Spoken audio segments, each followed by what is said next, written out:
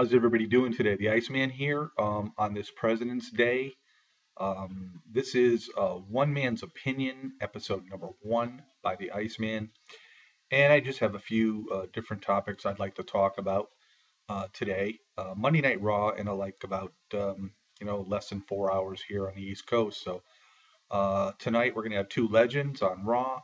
One being Dusty Rhodes, the other being Ric Flair. Dusty Rhodes apparently going to be there to try to solve the issue between Gold and Stardust and where that's going to lead. It's probably going to be some sort of storyline. Maybe headed into WrestleMania. Ric Flair is going to be there to basically really manipulate the situation between uh, Triple H and Sting. Flair is going to be there probably or most likely to let Triple H know that don't take Sting too lightly. He knows um, he's been around Sting, forever in the past, back in their old working days of WCW and whatnot. So he's going to try to make this, more of an issue between Triple H and Sting. And I think this is a major focus going into Fastlane. And, basically, they're just trying to build it up for this huge match at WrestleMania. Um, and then we're talking about the Roman Reigns Daniel Bryan situation, their match at Fastlane. I want to point out, I just think that, the WWE, I understand giving in to the fans, but in my opinion, they sort of like unvalidate the Royal Rumble winner, because this will be the second year in a row because fans were unhappy that they made a triple threat match going into Mania. Now, whether or not this is going to be a triple threat match, because we have to wait and see what happens at Fastlane between Reigns and Bryan. But um, for Roman Reigns, if he ends up losing out on the opportunity to go to WrestleMania and face Brock Lesnar, and even with the insertion of Daniel Bryan, I think it's, the WWE just shows lack of confidence in Roman Reigns. And, you know, they were talking about Roman Reigns going to WrestleMania and winning the Rumble, way back last year. So, and I understand because Daniel Bryan being out, this was their focus and their plans. But now that Daniel Bryan had come back a little earlier, or maybe much earlier than most people thought, it sort of changed the outlook of things. But like I said, 2 years in a row, a Royal Rumble winner does not have a one-on-one match at WrestleMania. Sort of like unvalidates the Royal Rumble win in my eyes, and I just think the WWE needs to rectify all of this and really go back to the mainstream of why there is a Royal Rumble match. And basically, that's why you get involved in the Royal Rumble, because you want to be that contender to face the champion at WrestleMania and really main event.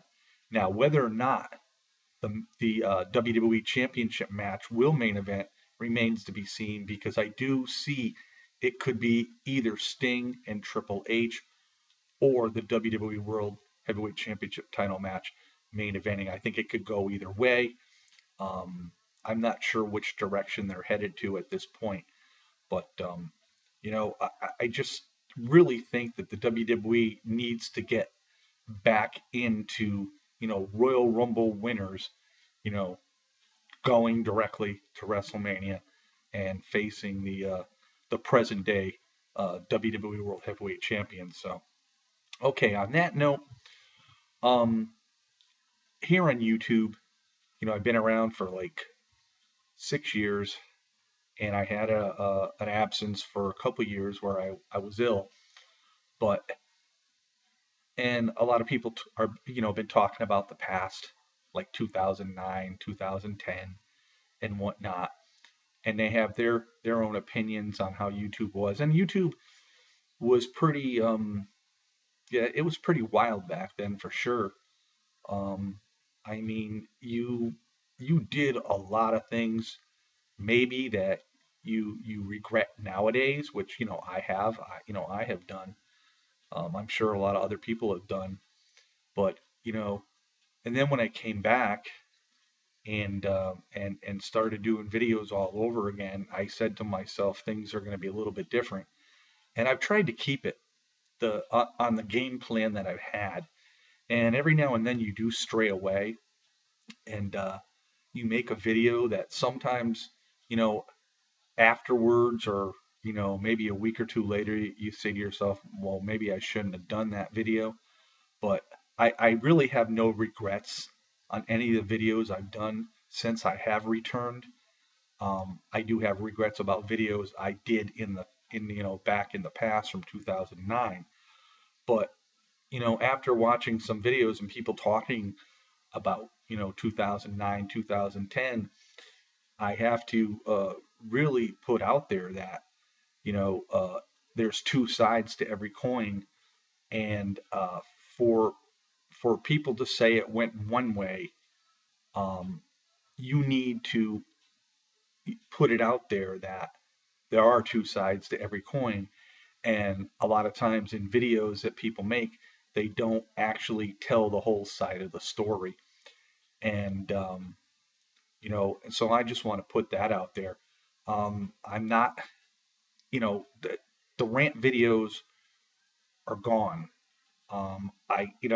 I do get disgusted with some videos, and maybe I get fixated, and I want to put my opinion out there, but a lot of times after I do it, I say to myself, maybe I shouldn't have done that.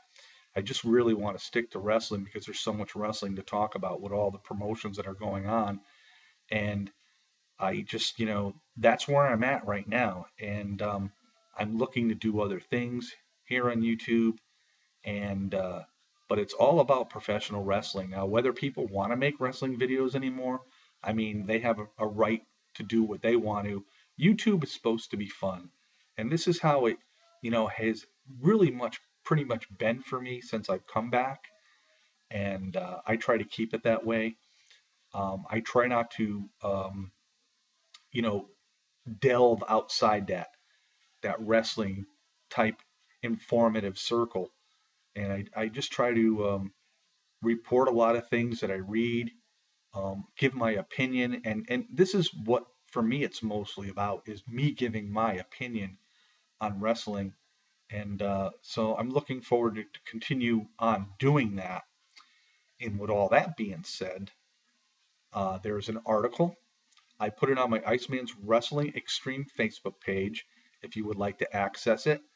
My Facebook icon on the right hand corner of my cover art on my page, you could click that and go to the page. And it's about Jeff Jarrett and Global Force Wrestling, where he is stating that, you know, sometime after WrestleMania, he's got some information where he does want to have a standalone wrestling promotion.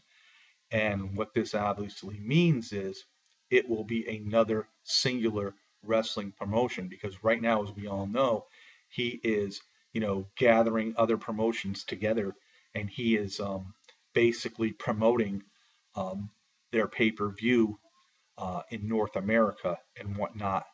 And it'd be great to see Jeff Jarrett, again, running a promotion like he did in TNA so well for so many years, although he did headline a lot of those pay-per-views back when he was there. But you know something? If you go back to those pay-per-views and watch them, they were really, really fun, and they were very, very good. There was a lot of money being spent. The stage was great. Their entrance was great. The light show was excellent. They had the pyros and whatnot. I don't know whether Jarrett is into doing all this all over again, but he said it'll probably be around or after WrestleMania time that he's going to come up with an announcement. And the thing for me is, who is he going to retain for professional wrestlers? And I will say this: with a lot of unhappiness going on in the WWE today, with a lot of wrestlers on the WWE roster that are very, very frustrated, especially over the NXT stars, getting a lot of time and whatnot.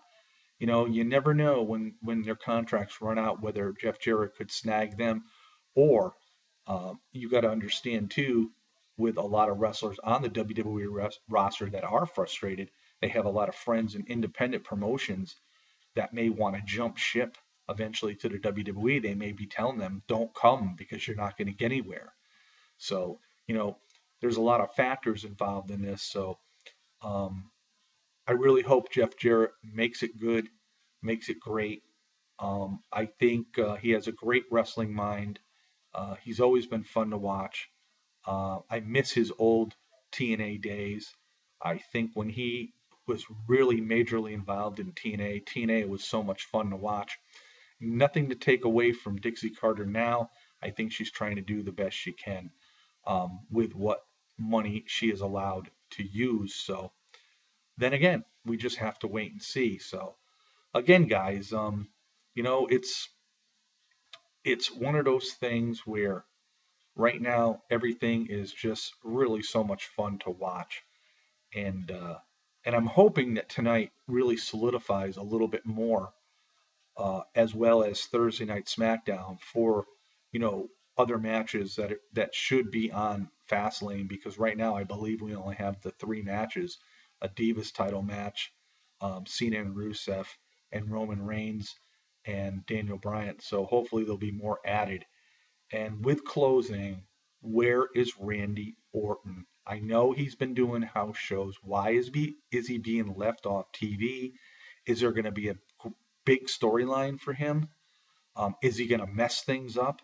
Is Seth Rollins going to be at Fastlane? Is he going to wrestle, or is he going to end up getting involved in the Roman Reigns Daniel Bryan, match? There's a lot of things that could be very very interesting. So I'm looking forward to all this. So like I said, this is just one man's opinion, and you know, I'm hoping to hear other people's thoughts and whatnot on everything that's been going on, and just let me know. So peace out, everybody. Enjoy Monday. Enjoy Raw tonight, and we'll see y'all next time.